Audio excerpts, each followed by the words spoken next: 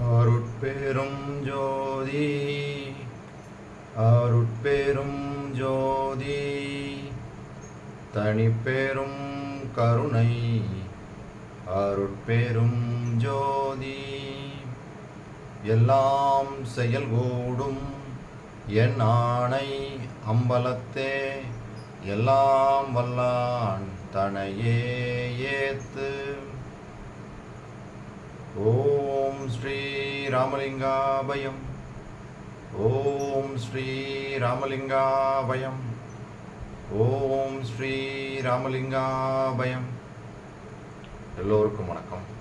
இது எனது யூடியூப் சேனலான எல்லாம் செயல்கூடும் வள்ளலார். நான் வள்ளலார் முத்து பேசுகிறேன். இன்றைய பதிவில் நாம் தற்சுதந்திரம் இன்மை என்ற தலைப்பின் கீழ் வரும் 8வது பாடலுக்கான விளக்கத்தை பார்க்க இருக்கின்றோம். முதலில் நான் பாடல் வரிகளை படிக்கிறேன், பின்பு விளக்கத்தை பார்ப்போம். கல்லாய மனத்தையும் ஓர் கணத்தினிலே கனிவித்து கருணையாலே பல்லாரும் ஐசேக்கத் பக்குவம் தந்து அருட்பதமும் பாலிக்கின்றோய் எல்லாம் செய் வல்லோய் சிற்றம்பலத்தே ஆடல் இடுகின்றாய் நின்னால் அல்லால் ஒன்று ஆகாதேல் அந்தோ இச்சிறியனால் ஆவது என்னே. இதுதான் இந்த 8வது பாடல்.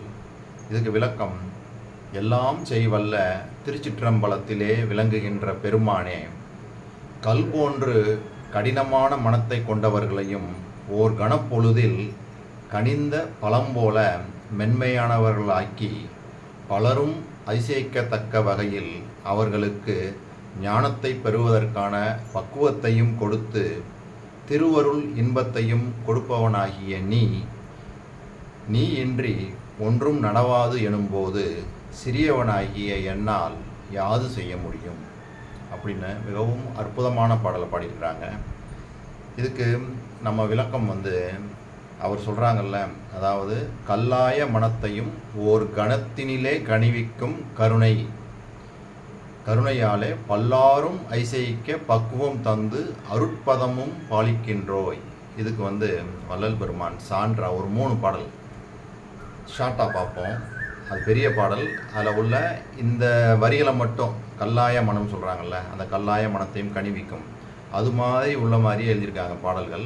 அதை பாடி விளக்கம் பார்த்துட்டு அப்புறம் வள்ளல் பெருமான் அவருடைய குணநலன்கள் எப்படி இருந்துச்சு, அவருடைய அந்த கருணை பார்வை எப்படி இருந்தது அப்படின்றது தொழூர் வேலாயுதனார் ஒரு பிரம்மண ஞான சங்கத்துக்கு ஒரு கடிதம் கொடுத்துருக்குறாங்க. அதில் தெளிவாக சொல்லியிருக்கிறாங்க, வள்ளல் பெருமான் எந்த விதமான அருட்பார்வை கொண்டிருந்தார் அப்படின்றத அங்கே சொல்லியிருக்கிறாங்க. அதை பார்த்து தெரிஞ்சுக்கணும், படித்து தெரிஞ்சுக்கிடுவோம். அதோடு கூட பேருபதேசத்தில் வள்ளல் பெருமான் எனது அறிவு அண்ட அண்டங்களுக்கு அப்பாலும் கடந்திருக்கிறதுன்னு சொல்கிறாங்க. அங்கேயும் வள்ளல் பெருமான் எப்படி மற்றவங்கள தன் வசத்துக்கு கொண்டு வருவேன் அப்படின்றத அங்கே விரிவாக விளக்கமாக சொல்லியிருக்கிறாங்க. அதையும் பார்த்து தெரிஞ்சுக்கலாம். சரி, முதல்ல நடராஜபதி மாலையில் இந்த வரிகள் பாருங்கள். காயெல்லாம் கனியென கனிவிக்கும் ஒரு பெருங்கருணை அமுதே, எனக்கு கண் கண்ட தெய்வமே, களி கண்ட அற்புத காட்சியே, கனகமலையே அப்படின்றாங்க. அப்படி சொன்னவங்க இது நல்ல தருணம். அதில் என்ன சொல்கிறாங்கன்னா, கரையா எனது மனக்கல்லும் கரைந்தது, கலந்து கொளற்கு என் கருத்தும் விரைந்தது, புறையா நிலையில் என் புந்தியும் தங்கிற்று, பொய்படா காதல் ததும்பி மேல் பொங்கிற்று, இது நல்ல தருணம், அருள் செய்ய இது நல்ல தருணம் அப்படின்னு இங்கேயும் சிறப்பாக சொல்லியிருக்கிறாங்க. அதோடு கூட இந்த பாடலில் பாருங்கள், தாயாகி தந்தையாய் தாங்குகின்ற தெய்வம், தன்னை நிகர் இல்லாத தனித்தலைமை தெய்வம், வாயார வாழ்த்துகின்றோர் மனத்தமர்ந்த தெய்வம், மலரடி என் சென்னிமிசை வைத்த பெரும் தெய்வம், காயாது கனியாகி கலந்து இனிக்கும் தெய்வம், கருணை நிதி தெய்வம், முற்றும் காட்டுவிக்கும் தெய்வம், சேயாக என்னை வளர்க்கும் தெய்வம், மகா தெய்வம், சிற்சபையில் ஆடுகின்ற தெய்வம், அதே தெய்வம். எவ்வளோ அருமையாக சொல்கிறாங்க பாருங்கள். காயாது கனியாகி கலந்து இனிக்கும் தெய்வம். இங்கேயும் சொல்கிறாங்க பார்த்தீங்களா, கல்லாய மனத்தையும் ஓர் கணத்திலே கனிவிக்கும் கருணையாலே பல்லாரும் அதிசயிக்க பக்குவம் தந்து அருட்பதமும் பாலிக்கின்றோய். தெளிவாக சொல்கிறாங்க. இந்த 3 பாடல்களும் நான் ரெஃபரன்ஸாக சொன்னேன். இப்போ வள்ளல் பெருமானை பற்றி, அதாவது சென்னையில் உள்ள பிரம்மஞான சங்கத்திற்கு தொழுவூர் வேலாயுதனார் கொடுத்த வாக்குமூலம் 1885ஆம் ஆண்டு இந்த வாக்குமூலத்தை கொடுக்குறாங்க. இதில் என்ன சொல்கிறாங்கன்னா, வள்ளல் பெருமானை பற்றி சொல்கிறாங்க. நான் 1849ஆம் வருடம் இவரது சீடனானேன். அதாவது தொழுவூர் வேலாயுதனார் வள்ளல் பெருமானுக்கு 1849க்கு சீடனாக போய் சேர்றாங்க. இவர் எவ்விடமிருந்து ஞானதீட்சை பெற்றார் என்பது யாருக்கும் தெரிய மாட்டாது. அதாவது வள்ளல் பெருமான் எவ்விடம் இருந்து ஞான தீட்சை பெற்றார் என்று யாருக்கும் தெரிய மாட்டாது.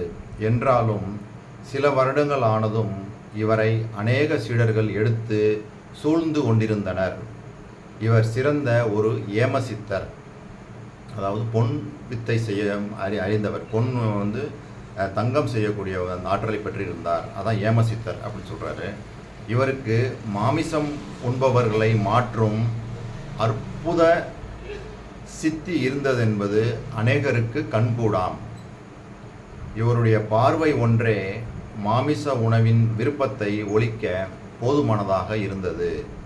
இவர் பிறருடைய மனதில் நிகழ்பவைகளை பார்க்க வல்லவர். எவ்வளோ அருமையாக சொல்லிட்டாங்க பார்த்தீங்களா. ஏமசித்தி, தங்கம் செய்யக்கூடிய அந்த ஆற்றலை பெற்றிருந்தார். இவர் சிறந்த, அதாவது இவருக்கு மாமிசம் உண்பவர்களை மாற்றும் அற்புத சித்தி இருந்தது என்பது அநேகருக்கு கண்கூடாம்.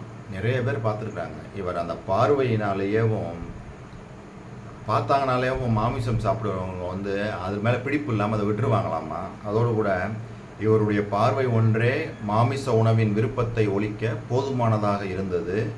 இவர் பிறருடைய மனதில் நிகழ்பவைகளை பார்க்க வல்லவர். தெளிவாக வந்துருச்சுங்களா. இந்த பாடல்லையும் அதான சொல்கிறாங்க. அதாவது பல்லோரும் ஐசைக்கத்தக்க பக்குவமும் அருட்பதமும் பாலிக்கின்றோய், எல்லாம் செய் வல்லோய், சிற்றம்பலத்திலே ஆடல் இருக்கின்றாய், நின்னால் அல்லால் ஆவது ஒன்று ஆகாதேல் அந்தோ இச்சிறிய நாள் ஆவதென்னே அப்படின்றாங்க. இப்படி சொன்னவங்க பேருபதேசத்தில் எப்படி பாருங்கள். அதாவது மற்றவங்களை இவர் வழிக்கு கொண்டு ஞானத்தையும் கொடுத்து பக்குவத்தையும் கொடுத்து அந்த அருள், கடவுளுடைய அருள் நிலையையும் பூர்ணமாக கொடுக்கக்கூடிய வல்லமை பெற்றவர் அப்படின்றதுக்கு இந்த பேருபதேசத்தில் இதே சான்று பாருங்கள். இப்போது ஆண்டவர் என்னை ஏறா நிலை மேல் ஏற்றியிருக்கின்றார். எல்லாவற்றையும் விட்டு விட்டதனால் வந்த லாபம் இது. எல்லாவற்றையும் எதை சொல்கிறாங்கன்னா, சைவம் வைணவம் முதலிய சமயங்களிலும் வேதாந்தம் சித்தாந்தம் முதலிய மதங்களிலும் லட்சியம் வைக்க வேண்டாம் முன்னாடி சொல்லியிருக்கிறாங்க. இந்த லட்சியம் இதெல்லாம் விட்டுறணுன்றாங்க. அதாவது சைவம் வைணவம் அப்புறம் வேதாந்தம் சித்தாந்தம் இதில் சொல்லியிருக்க எல்லாத்தையும் விட்டுறணும். இது பெற்ற எல்லாம் விட்டு விட்டதனால் வந்த லாபம் இது அப்படின்னு சொன்னவங்க அருமையாக சொல்கிறாங்க. என்னை ஏறா நிலைமிசை ஏற்றி விட்டது யாதெனில் தயவு என்னும் கருணைதான் என்னை தூக்கிவிட்டது. வேறு எதுவுமே இல்லை. வேறு எந்த மார்க்கமோ சாதனமோ எதுவுமே இல்லை. தயவு தான் என்னைய இந்த மாதிரி ஒரு நான் இருக்கக்கூடிய இந்த நிலைக்கு ஏற்றி விட்டதுன்னு சொல்கிறாங்க. அந்த தயவுக்கு ஒருமை வர வேண்டும். அந்த ஒருமை இருந்தால்தான் தயவு வரும். தயவு வந்தால்தான் பெரிய நிலை மேல் ஏறலாம். இப்போது என்னுடைய அறிவு அண்டங்களுக்கு அப்பாலும் கடந்திருக்கின்றது. அது அந்த ஒருமையினாலே தான் வந்தது. நீங்களும் என்னை போல் ஒருமையுடன் இருங்கள். என்னிடத்தில் ஒருவன் வசப்படாத முரட்டுத்தனமாய் எப்படி இருந்தாலும் அவனுக்கு நல்ல வார்த்தை சொல்லுவேன், மிரட்டி சொல்லுவேன், தண்டன் விழுந்து சொல்லுவேன், அதாவது காலில் விழுந்து சொல்லுவேன், பொருளை கொடுத்து வசப்படுத்துவேன், அல்லது ஆண்டவரை நினைத்து பிரார்த்தனை செய்வேன். இப்படி எந்த விதத்திலேயாவது நல்வழிக்கு வர செய்து விடுவேன். பாருங்கள், ஒருவரை பக்குவத்துக்கு கொண்டு வர்றதற்கு வள்ளல் பெருமானால் சத்தியமாக முடியும். எப்படி சொல்கிறாங்க பாருங்கள். அவருடைய வார்த்தைகளே இது. என்னை ஏறா நிலைமிசை ஏற்றுனது தயவு தான். இந்த தயவுனால தான் எனது அறிவு அண்டங்களுக்கு அப்பாலும் கடந்திருக்கிறது. இதுக்கு எல்லாம் ஒருமை தான் காரணம்னு சொல்லிட்டு ஒருமைனா என்னன்னு சொல்லி இங்கே வந்து விளக்கி சொல்கிறாங்க. அதாவது அந்த ஒருமைனாலே தான் வந்தது, நீங்களும் என்னை போல் ஒருமையுடன் இருங்கள்னு சொல்லிட்டு என்ன சொல்கிறாங்க பாருங்கள். என்னிடத்தில் ஒருவன் வசப்படாத முரட்டுத்தனமாய் எப்படி இருந்தாலும் அவனுக்கு நல்ல வார்த்தை சொல்லுவேன், மிரட்டி சொல்லுவேன், காலில் விழுந்து சொல்லுவேன், பொருளை கொடுத்து வசப்படுத்துவேன், அல்லது ஆண்டவரை நினைத்து பிரார்த்தனை செய்வேன். இப்படி எந்த விதத்திலேயாவது நல்வழிக்கு வர செய்து விடுவேன். அப்போ வள்ளல் பெருமான் மனசு வச்சாங்கன்னா எப்பேற்பட்ட கல் போன்ற மனம் உள்ளவங்களையும் எடுத்தோம் அப்படின்னு சொல்கிறாங்க. கல்லாய மனத்தையும் ஓர் கணத்திலே கணிவித்து, ஒரு கணம் போதும் அவர் மனசு வச்சாருன்னா. அதைத்தான் இவர் தெளிவாக அவருடைய வார்த்தைகளே சொல்கிறாங்க பாருங்க. அடுத்து என்ன சொல்கிறாங்க பாருங்க. நீங்கள் எல்லோரும் இப்படியே செய்தல் வேண்டும். ராத்திரி கூட நான் இல்லாமல் இந்த ஜனங்கள் சன நேரம் இருக்க மாட்டார்களே என்று ஆண்டவரிடத்தில் விண்ணப்பித்து கொண்டேன். அது இங்கே இருக்கின்ற ஜனங்கள் மட்டில் மாத்திரமல்ல, உலகத்தில் இருக்கின்ற எல்லா ஜனங்களையும் குறித்தே விண்ணப்பித்து கொண்டேன். ஏன் அப்படி ஆண்டவரிடத்தில் விண்ணப்பித்து கொண்டேன் என்றால், எல்லோரும் சகோதரர்கள் ஆதலாலும் இயற்கை உண்மை ஏகதேசங்கள் ஆதலாலும் நான் அங்கனம் ஆன்மநேய ஒருமைப்பாட்டு உரிமை வைத்து கொண்டிருக்கின்றேன். எவ்வளோ தெளிவாக சொல்லிட்டாங்க பாருங்க. அப்போ அந்த ஒருமைனா இங்கே உள்ள ஜீவர்கள் மட்டும் இல்லை, அண்ட சராசரங்களில் உள்ள அனைத்து ஜீவர்களுக்காகவும் நாம் என்ன வச்சுருக்கணும், ஆன்மநேய ஒருமைப்பாட்டு உரிமை வச்சு கடவுளிடத்தில் விண்ணப்பம் வைக்கணும். எல்லா உயிர்களும் இன்புற்று வாழ வேண்டும் அப்படின்ற அந்த நிலைப்பாடு அனைத்து ஜீவராசிகள் மேலேயும் இருக்கணும். இங்கே மட்டும் நம்ம இருக்கிறது, நம்ம தெரு இதோடு இருக்கக்கூடாது. உலகத்தில் உள்ள அண்ட சராசரங்கள் உள்ள அனைத்து ஜீவராசிகளும் இன்புற்று வாழ வேண்டும் அப்படின்ற இந்த மாதிரி ஒரு ஒருமை வச்சுருக்கணும். எப்படி சொல்கிறாங்க பாருங்கள். நான் இல்லாமல் இந்த ஜனங்கள் சன நேரம் இருக்க மாட்டாங்களே என்று ஆண்டவரிடத்தில் விண்ணப்பித்து கொண்டேன். இது இங்கே இருக்கின்ற ஜனங்கள் மட்டில் மாத்திரமல்ல, உலகத்தில் உள்ள எல்லா ஜனங்களையும் குறித்தே விண்ணப்பித்து கொண்டேன். இதே மாதிரி நம்மளும் விடைவிடாமல் ஒவ்வொரு நேரம் எப்பெல்லாம் சமயம் கிடைக்குதோ அப்பெல்லாம் இதுதான் தயவு நிலை. இந்த தயவு நிலையில் இருந்து தான் பழகி வரணும். இது ஒன்றே நம்மளை என்ன சொல்கிறாங்க, ஏறா நிலைமை செய்யற்றிடும் அப்படின்றாங்க. வள்ளல் பெருமான் இதுதான் என்னைய மேலே கொண்டு வந்தது, மற்ற எதுவுமே இல்லைன்ட்டாங்க. வேறு எது சாதனமோ சமய மதங்களோ வேதாந்தம் சித்தாந்தம் எதுவுமே என்னை ஏற்றிவிடவில்லை. என்னை ஏற்றி விட்டது தயவு. அதுக்கு ஒருமை இப்படி தான் வச்சுருக்காங்க. எல்லா உயிர்களும் இன்புற்று வாழ வேண்டும் அப்படின்னு நாம் அந்த உணர்வு நிலையை நம்ம வளர்த்து கொள்ள வேண்டும். அதுதான் என்னை இந்த நிலைமைக்கு கொண்டு வந்திருக்குன்னு சொல்லியிருக்கிறாங்க. நான் ஏன் இதை படித்தேன் அப்படின்னா, இங்கே சொல்லியிருக்கிற பாட்டில் என்ன சொல்கிறாங்க பார்த்தீங்களா, பல்லோரும் ஐசியக்கத்தக்க பக்குவம் தந்து அருட்பதமும் பாலிக்கின்றோய். அதாவது எல்லோரும் அதிசயிக்கத்தக்க அந்த அதிசயம் நடக்கும். அப்பா இவனாப்பா இப்படி இருந்தான், எப்படி இப்படி மாறி போனான் அப்படின்னா, வள்ளல் பெருமான் அருட்பார்வை கிடச்சா சன நேரம் போதும் அவங்க இந்த அருள் வழிக்கு மேல்நிலையில் ஏறிடலாம். அப்போ நம்ம செய்ய வேண்டியது வள்ளல் பெருமானின் பொற்பாதங்களை தான் பணியணும். அவருக்கிட்ட நம்ம வேண்டணும்னா அவருடைய அருள் நம்மளுக்கு கிடச்சிருச்சுன்னா எல்லாம் செயல்கூடும். அதுதான் உண்மை. நான் ஏற்கனவே இதுக்கு முன்னாடி அந்த பிரம்மஞான சிலை சபைக்கு அவங்க சீடர் கொடுத்த அந்த இதை படித்தேன், கடிதத்தை. அதில் எப்படி சொல்லியிருக்காங்க, அவருடைய அந்த அருட்பார்வை ஒன்றே போதுமாமா, மாமிசம் முன்பவர்கள் அந்த க்ஷணமே அதை விட்டுருவாங்க.